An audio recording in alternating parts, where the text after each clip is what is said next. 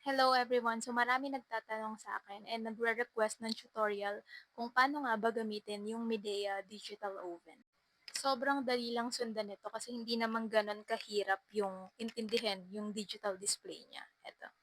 Itong digital display niya, soft touch lang siya, hindi siya totally pinipindot. So start tayo sa toast function.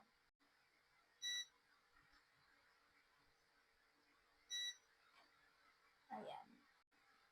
Bale, 30 minutes yung default time niya.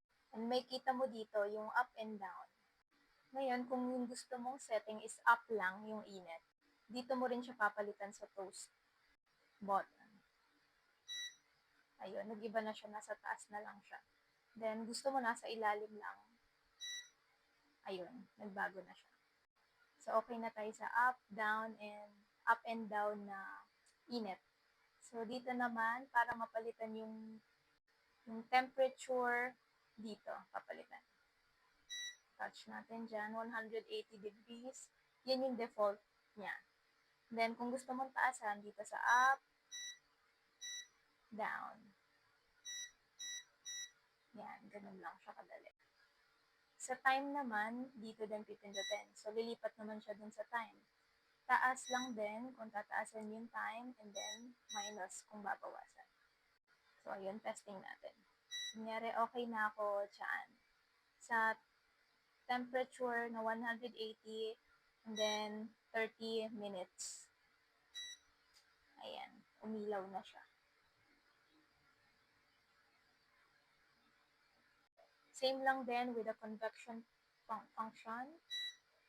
Ayan. Kung gusto mong palitan yung temperature, dito, taas, baba, and then, yung time naman, dito din, taas, baba.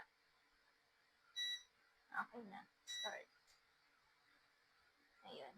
Start na siya. Now, let's go to the rotisserie function. Pindutin mo lang din siya dyan.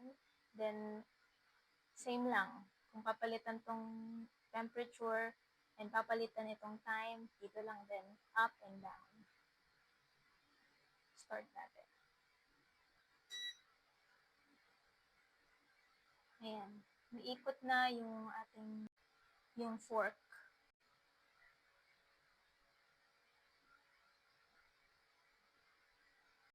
Ito na yung pinaka-favorite part ko, yung menu.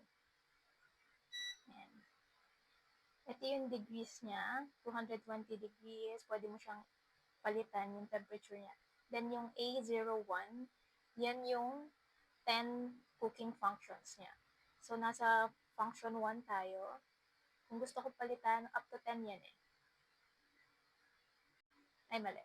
Mali pala. Yan. 2, 3, 4, 5, 6, 7, 8. Ayun, nag-iba yung temperature niya kasi depende sa iluluto. Papakita ko sa inyo. Wait lang. 8, 9, 10. So, ayan yung cooking functions niya.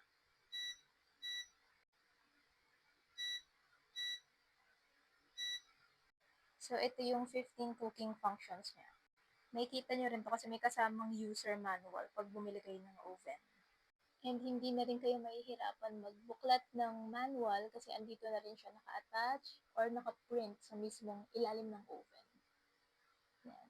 Actually, last time nag-bake ako ng chiffon cake. So, sinat ko lang siya ng A10. Nag-set na rin siya ng temperature niya. And then, pin-restart ko lang. Nakapag-bake na ako ng chiffon cake. Ganun lang kadali. Kaya beginner-friendly din talaga tong oven ni Bidea. Ito naman yung child lock feature niya. Hold mo lang yung time and temp ng 3 seconds. So, dito na tayo sa inclusions. Meron siyang helper handle para sa fork.